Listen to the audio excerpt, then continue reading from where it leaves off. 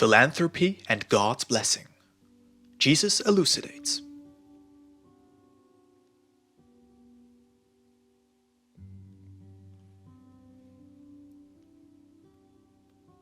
The Lord discusses the Essenes with the disciples of John, the house of the tax collector Matthew as an example of philanthropy. John's disciples say, "Are we doing wrong by living in accordance with John's teaching? Sure, John was a strict preacher, but he never gave us such a teaching."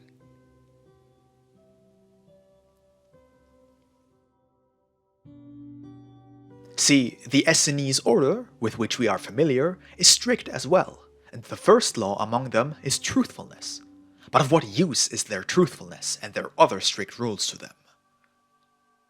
Who takes any notice of them? They are regarded by neither the Greeks nor us Jews. They are only supposed to have a few adherents among the Romans. May the teaching by which they live be ever so good and pure, being excellent for those few who have separated themselves from the world, yet it is totally unfit for mankind at large.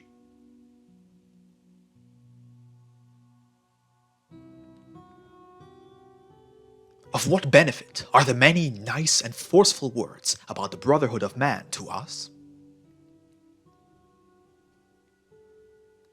See, this house is a big house, a hospitable house, and second to none in terms of brotherhood.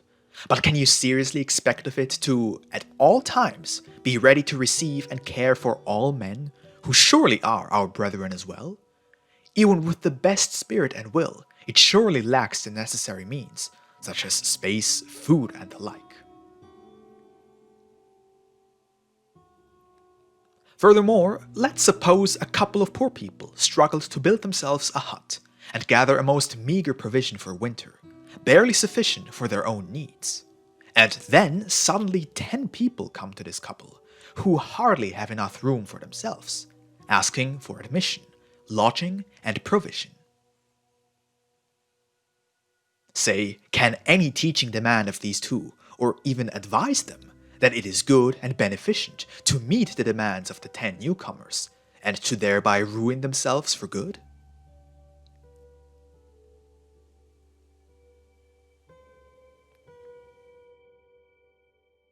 Say I. Every bird sings and chirps in accordance with its beak, and you talk in accordance with your worldly sense, and cannot do otherwise, as you don't know how to. And that is pretty much all I can tell you at this point, because even if I were to tell you something higher and completely true from the heavens themselves, you would still not understand me, because your hard heart lacks the necessary intellect.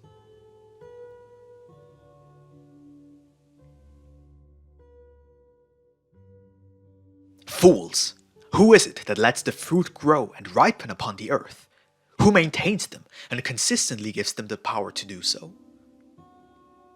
Do you think that God cannot or will not reward him who sacrifices himself unselfishly for his brethren's sake? Or do you think that God is unjust, demanding of man the impossible?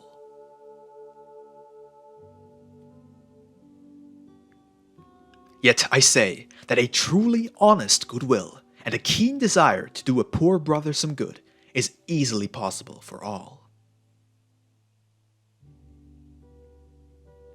If everyone were imbued as such, through and through, then there would be no more of such meager huts upon the earth, only inhabitable by 2 people.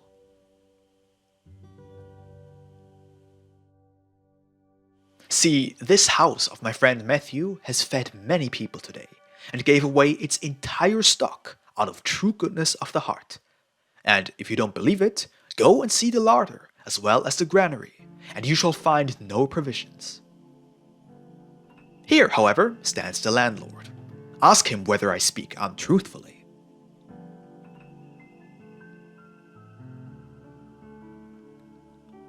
Matthew fully supports my statement, saying, "Lord, unfortunately, today it is as you say it is, and I don't know how I am supposed to provide for the guests of tomorrow.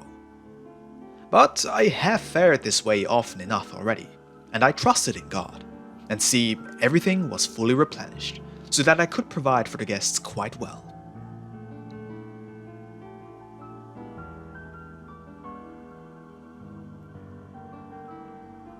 See, I say there too, a righteous person thinks and acts this way in this world, and does not complain that God abandoned him.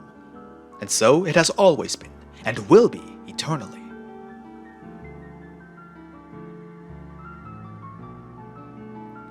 If a person trusts in God, he is trusted by God as well, who does not forsake him and does not let him be confounded.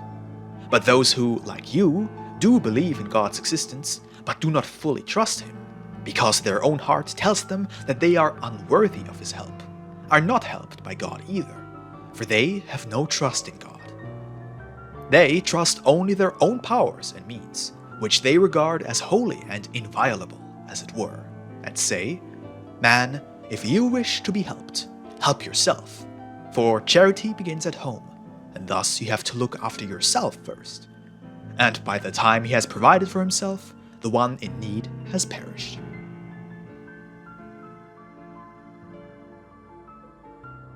But I say, if you provide for yourselves first, you are abandoned by God, and are without his blessing and his otherwise certain help.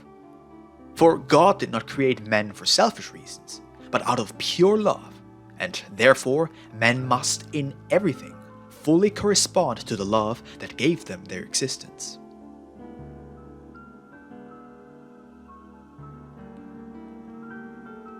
If, however, you live and act without love and trust in God, you voluntarily reverse the heavenly element within you into a hellish one, turn away from God, and become servants of hell, which, in the end, will not fail to give you the reward you deserve, which is death by the wrath of God.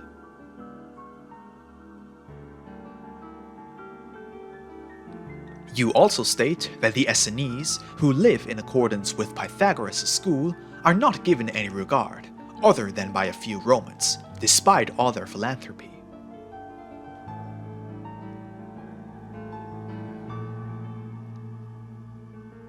I don't have any regard for them either, because they don't acknowledge the immortality of the soul, and yet the worst among them is better than the best among you.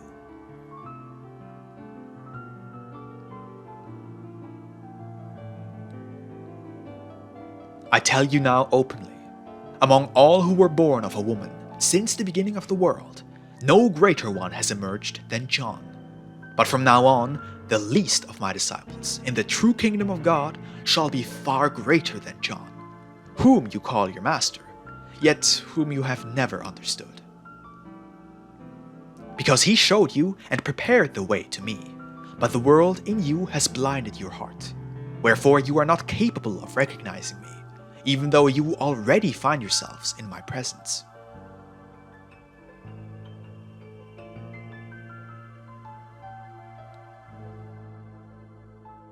Therefore, go and care for your world, for your women and children, so that they may not be stripped naked and ever be plagued by hunger or thirst. But by doing so, it shall soon become clear what good you have done for them. This I can tell you in the fullest right and deepest truth. Whoever possesses wealth, property, and trade with which he makes good profit, but saves the profit for himself and his children only, and looks down at his poor brothers with unkind eyes and heart, avoids the poor children, who, because of their lack of all earthly goods, suffer hunger, thirst, and cold, and then sends them away if they come to him asking for alms, and says to a brother, "Come to me in a few days or weeks, then I will do this or that for you." And when the hopeful brother in need comes and reminds him of his promise, the latter excuses himself, that he could not possibly help now either, while actually being in possession of the necessary means. Truthfully, I say to you, he is an enemy of God. For how does he intend to love God, whom he cannot see, if he does not love his brother, whom he actually can see right before him, while also being aware of his misery?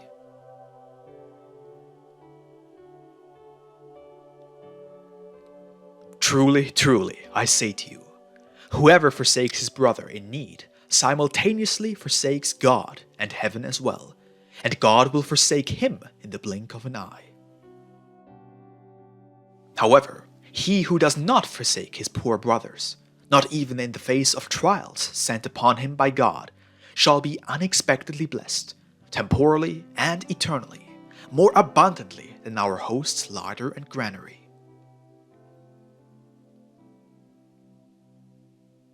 John's disciples say, "This we believe for sure, for they are completely empty."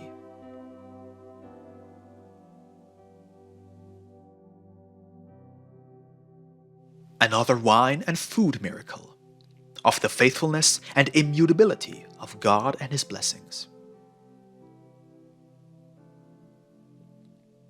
Here the kitchen maid comes, completely out of breath, saying to Matthew, "Lord, Lord, come and see.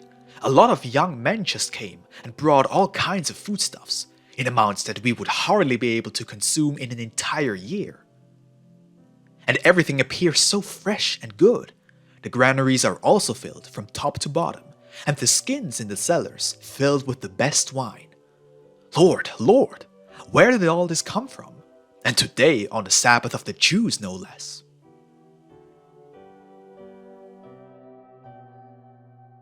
Matthew and everyone in the room are quite beside themselves, and John's disciples, of whom 2 had previously convinced themselves that the larders were empty, at once asked Matthew if he was the one who had ordered these foodstuffs.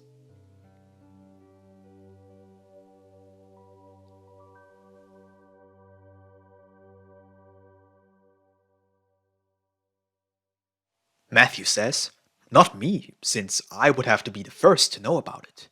And it was not my wife either, because she was the one who notified me through this maid that our small stock had been completely consumed. Because apart from a garden and a few rented fields, I have no ground for the planting of much fruit, and would also have very little time for it. Because, for one, I am busy with the toll, and secondly, I am hosting my guests in this guest house. Because of that, I stock my guest house with rations from week to week, usually purchasing them with my own money and having them delivered from Capernaum, while having the fish supplied by you. The wine and grain, however, I usually buy off my co-religionists, the Greeks. This, in short, is the way I usually keep my house stocked with necessities. But I and my house know not a single thing about this order."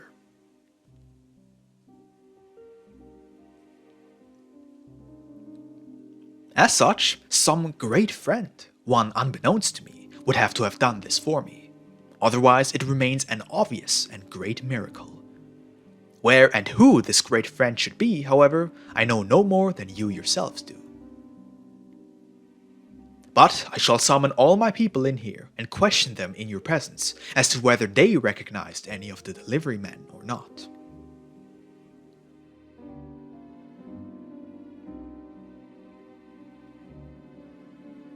His wife and all the maids and servants are called in and asked, but they all deny unanimously ever having even remotely recognized anyone. The men looked like delicate youths, as none of them were bearded, but all had long and beautifully curled hair, and their garb was more in line with what the Romans wear than what the Jews clothe themselves with. There were many of them, in the larder as well as in the loft and cellar. They put down the deliveries quickly and said, "This is a gift for the tax collector Matthew, who was called by the great master today." They then departed in haste, and we did not see which way they went.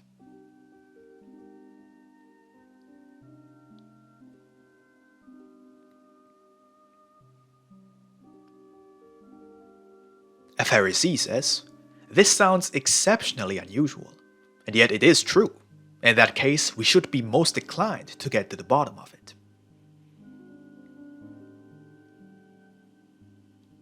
Turning to Matthew, the same Pharisee says, "Host, let them bring us some samples of the wines, and we shall tell you where they come from. For by the flavor and color, we can tell you where it was grown."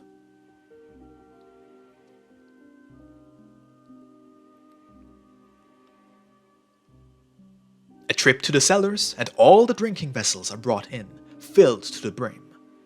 And as the Pharisees and scribes sample the wines, they all say, full of astonishment, "No, a wine such as this we have never tasted before. It is indescribably good and delightful. Have we not drunk of all the wines grown upon the known earth? And while among those were some very good and flavorsome ones indeed, in comparison to this one, they are hardly even lukewarm water. So this case remains a mystery."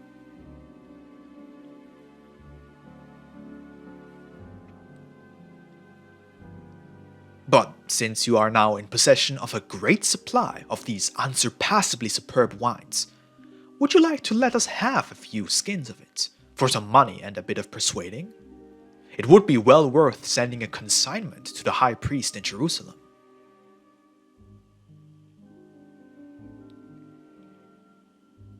Matthew says, "I have received all this for free, and for free shall I give it away as well, but not a single drop to the high priest in Jerusalem, unless he were to come here himself as a guest. Then he shall be served like everyone else, but mind you, only as a regular man, equal to all others, never as a Jewish high priest, who, to me, is an abomination of utter desolation, and a murderer of the spirits of those men who share his beliefs."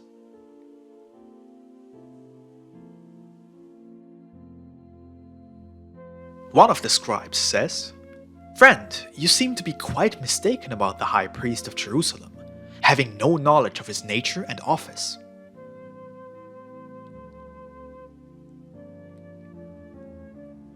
Matthew says, "Let's leave this subject be, for it would drive me into a just fury. You are his eyes, and therefore see what is closest to you least of all, namely, your own nose, brow, and your face. We who are situated opposite of you see it only too well.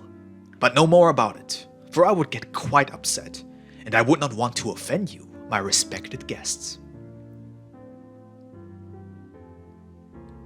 A more jovial Pharisee says, "Now, let us indeed put this matter to rest, and instead consult with Master Jesus. He shall be the one most likely to clear this matter up for us, for he exceeds us all by far, in both knowledge and wisdom."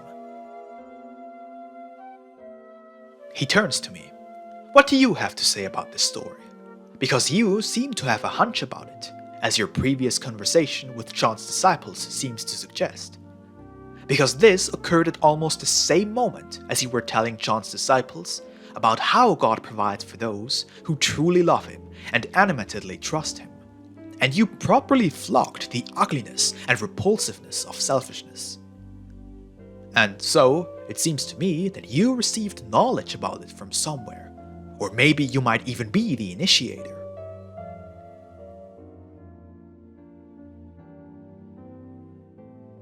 Say I, "Good, if you suppose that about me, then apply it to what I said to John's disciples as well, and admit it in your hearts that I spoke the fullest truth.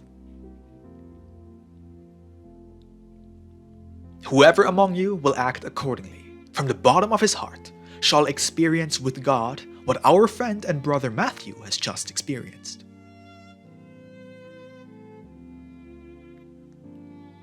For believe me, God always stays the same in his heart, as he was when no sun, moon, or stars were shining upon the firmament. So he still is at this very moment, and shall be forevermore. He who seeks him along the right path shall surely find him, and be blessed into all eternity of eternities.